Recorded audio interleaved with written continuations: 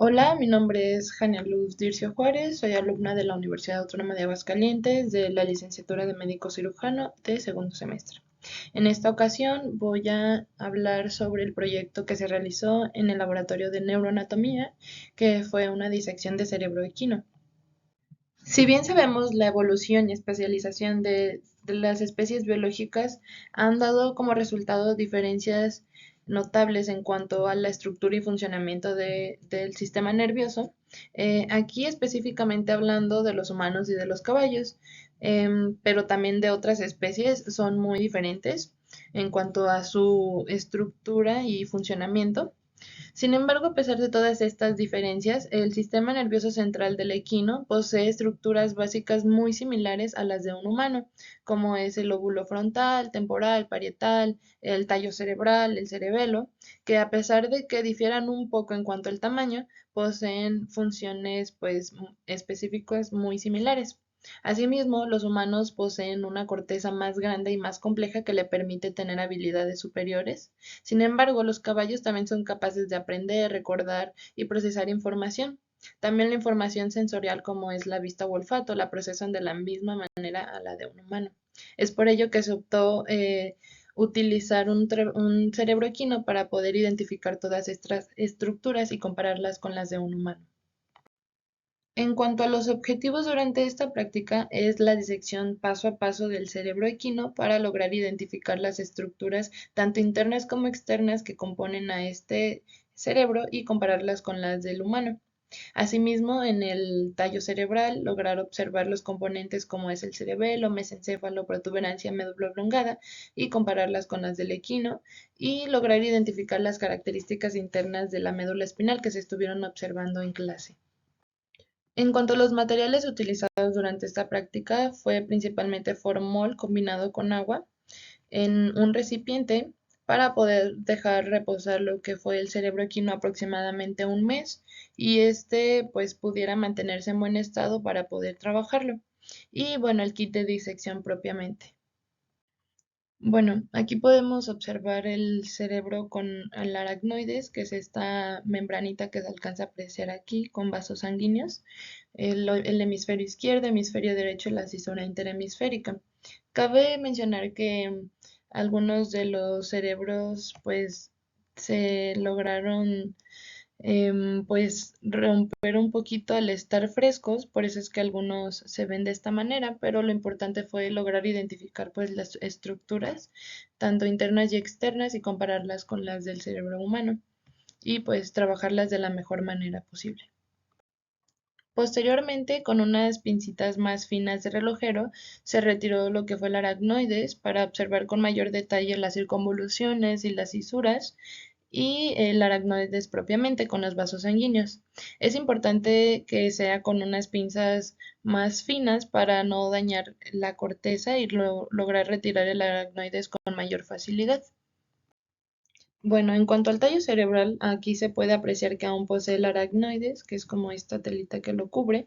Sin embargo, se logra distinguir lo que es la arteria vertebral, la arteria severosa anterosuperior a nivel de médula oblongada y a nivel de puente la arteria basilar. Esto en su vista ventral. En su vista lateral se alcanza a apreciar la médula espinal más caudal, la médula oblongada, el puente, el cerebelo y un poco de mesencéfalo. Posteriormente, con bisturí se hicieron cortes axiales de médula espinal para no dañar las estructuras. De este lado se puede apreciar la fisura medial ventral que nos permitió identificar lo ventral con no dorsal. Todo lo que está en la periferia sería la sustancia blanca y lo que está en el centro en forma de H es la sustancia gris. De este lado se logra observar el cordón anterior, el cordón lateral y el cordón posterior. Asimismo, en lo que es la sustancia gris, se alcanza a observar lo que es el asta posterior y el asta anterior. Posteriormente, con un cuchillo más grande, se fueron haciendo cortes axiales del hemisferio, en este caso fue del hemisferio izquierdo, y aquí se alcanza a apreciar algunos de los cortes que se hicieron. Se pueden observar de este lado la sustancia blanca y la sustancia gris. Cabe mencionar que la organización de la sustancia gris y blanca ya es diferente al de médula espinal. Aquí en el centro se observa la sustancia blanca y en lo que es la corteza la sustancia gris. Y bueno, de este lado se logra observar el lóbulo frontal, el lóbulo parietal, el lóbulo occipital y más lateral el lóbulo temporal y la cisura interhemisférica. Posterior a eso se hizo ahora sí un corte axial del otro hemisferio para que pudiéramos hacer un corte en forma de ventana y lograr observar estas estructuras del centro como es el fornix, el tálamo y el núcleo caudado. Posteriormente, ya con más cuidado, se retiró esta estructura. Y bueno, ya una vez que se retiraron los hemisferios, ya se puede observar con mayor detalle las estructuras que estaban en el centro, que al final de cuentas forman parte del diencéfalo.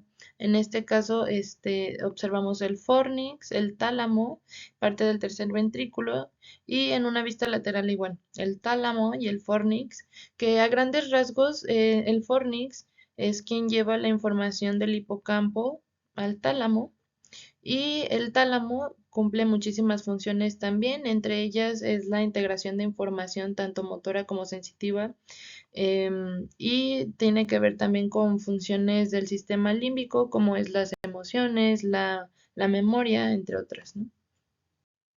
Y bueno, regresando con tallo cerebral, se logró observar cuarto ventrículo y acueducto de Silvio. Para observar el acueducto de Silvio se introdujo un estilete entre cerebelo y tallo cerebral. Y bueno, aquí se logra observar parte del acueducto de Silvio y cómo es que sale el estilete.